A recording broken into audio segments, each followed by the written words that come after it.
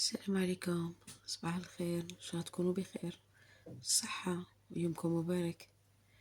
والله غير راني حايرة، يعني الشي اللي راه محيرني في لاكوب دافريك هذه، يعني هذه المروك مجرد لعبة درت فيها كاع هاد الكواليس، درت فيها الغش، درت فيها يعني اللي ما يندرش. على جال واش في عجب شدي الكاس.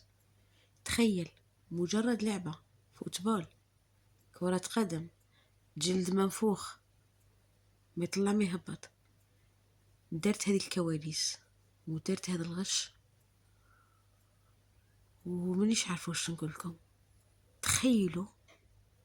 تخيلوا ملف السياسة وفي المواضيع الكبرى، المواضيع الحساسة تاع الأمة، الشي اللي راه صاير في العالم كامل وش اللي راه عندنا حنايا، وش راه يدير. ايه رايكم؟ الكواليس اللي راه يدير فيهم وش هما، طبخات اللي يطبخ فيهم وش هما. يعني سبحان الله، هذا كما نقولوا هذا غيظ من فيض ولا فيض من غيظ، مانيش عارفة.